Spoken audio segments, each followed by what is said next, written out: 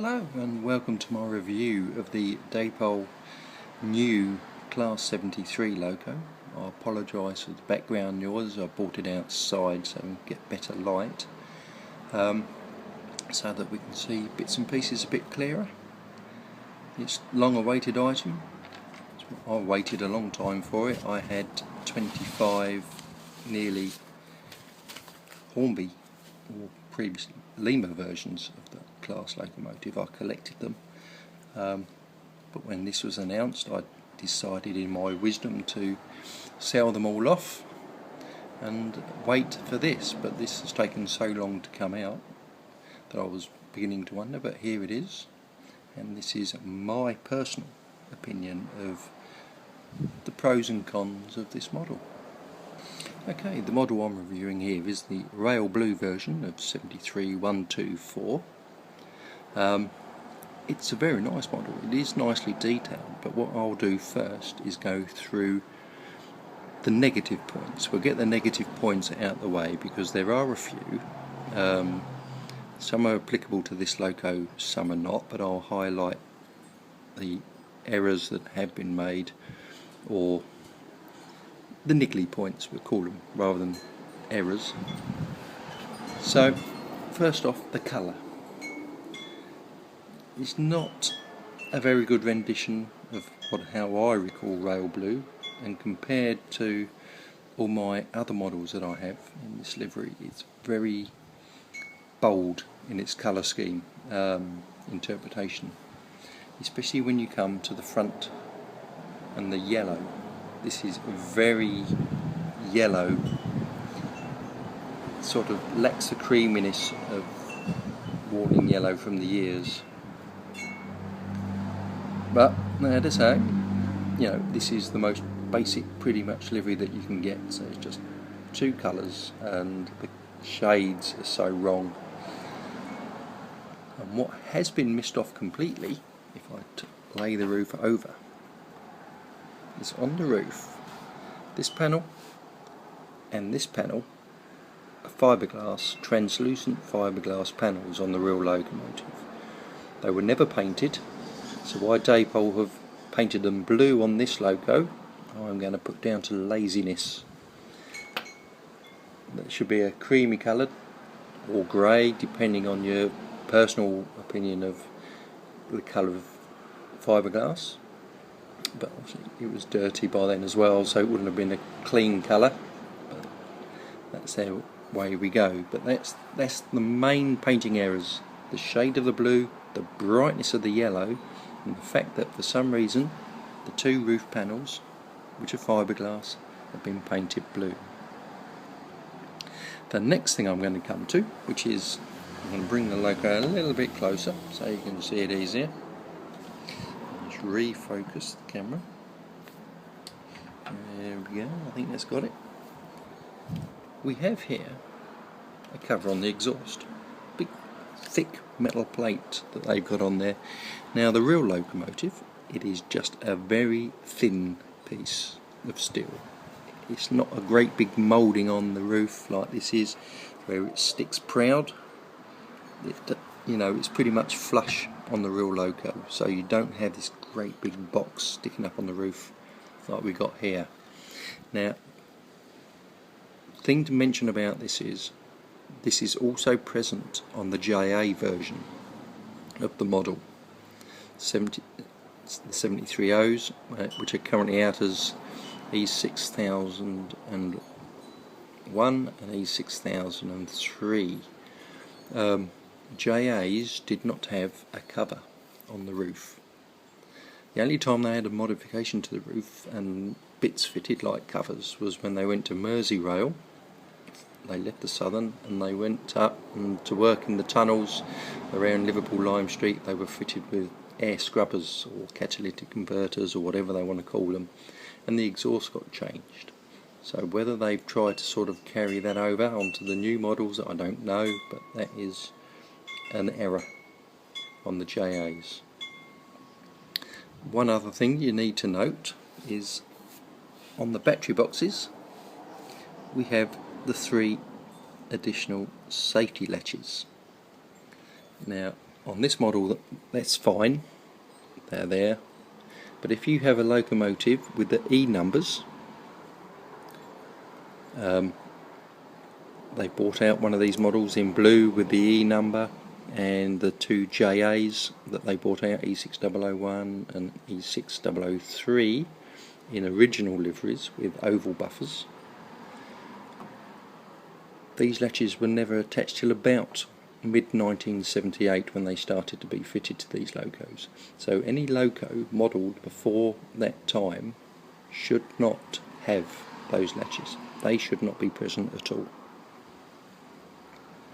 But there we go, they've modelled them on the body shell. The body shell's got them for all versions. So they're only small, but to someone who knows class 73s, they're an obvious error. Okay, this is my personal gripe. Some people won't care, some people don't mind, whatever. But what that Dapol have done, I don't know if it's a cost saving exercise, is they fitted the same wiper arm to both sides of the logo. Now this is a driver's side wiper, and to save money or whatever reason it is, laziness or whatever, or just a misunderstanding, they have fitted the same wiper to both sides. Now some people say, oh well, it's not parked correctly. Sometimes they got parked on the wrong side of the windscreen or whatever, which, yeah, fair enough, that can happen. But what this is an exact copy of that wiper.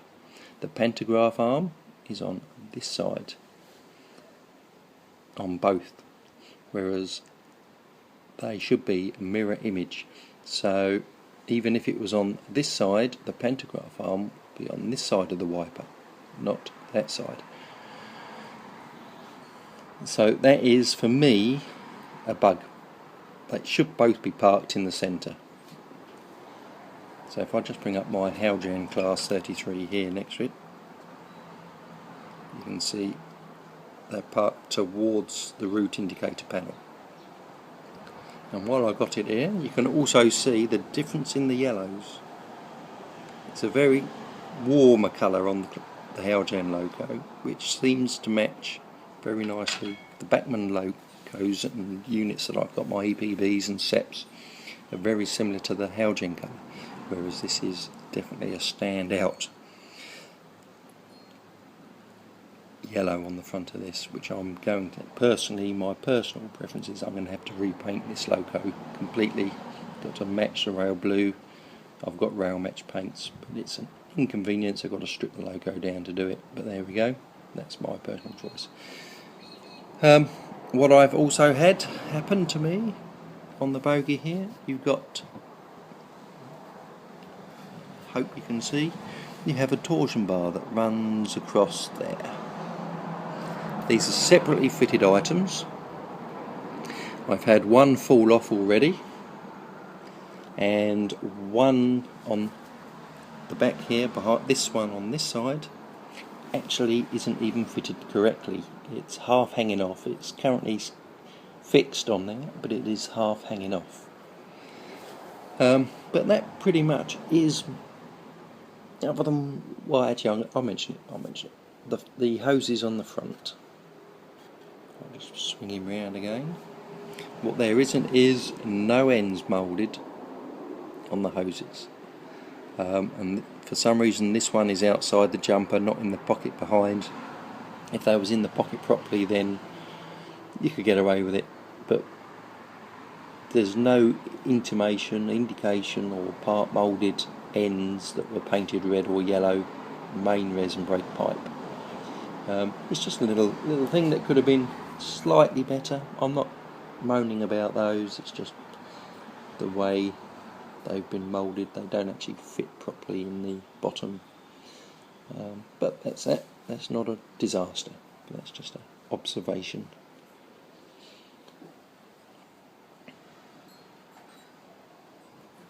But generally it's a good logo, nice colour, all right, you know, the livery is applied nicely, it's just the shades that let it down. Okay, well, I've had photos, or seen photos of comparing the height difference between the 33s and the 73 models because the buffer height seemed out, but my comparison here shows that they're pretty much spot on, although a couple of the buffers are sticking up at a slightly odd angle. I don't know if that's due to whether it's like their O gauge terrier where they're separate mouldings and just not pushed in correctly. But I believe that this one here sits at the right height.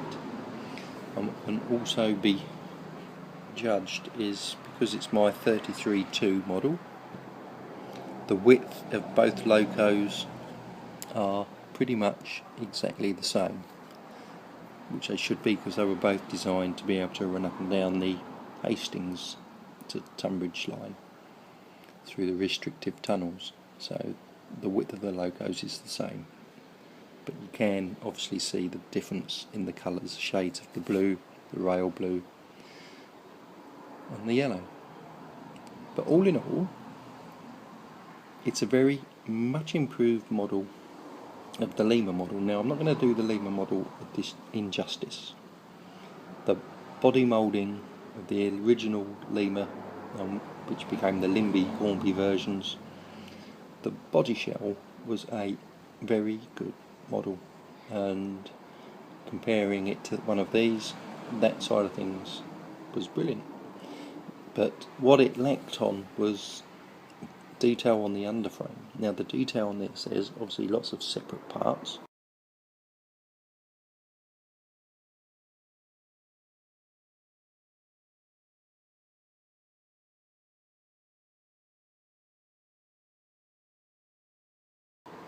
You've got the motor generator set there for when it's running on the third rail, fuel tank, exhauster pipe work, highlighted pipe work. There on the bogie is the mileometer, and more importantly, cab steps. Now, the Hornby and Lima versions do not have cab steps. Now, that is a long way down for a driver with no steps. We have full cab detail, or representation of full cab detail, you know, both sides, controllers and seats and bits and pieces, cab bulkhead, driver's seats. I've not actually run this yet, but apparently the cab lights can't be turned off. The cab lights are on all the time, which seems a bit odd, but there we go, the cab lights are on. We'll have to live with that, and when I chip it, I'll stick a sound chip in this one at some stage. I shall find a means of turning cab lights off. Locos don't run around with cab lights on, because you can't see out the windows when you enter a tunnel, you just get reflection back at you. But yeah, I'm going to give this loco, personally, an 8 out of 10. It would have been a lot more, but again, it's been let down by the paint colours and the exhaust colours and the wipers, which I personally believe is probably a means of saving like 5-6 pence a loco or whatever, probably less than that, but it meant it's a less moulding, one less thing for them to make. So there we go, that's my rating, my personal rating. Obviously other people will have different opinions of the loco, and the next clip will be of the loco running.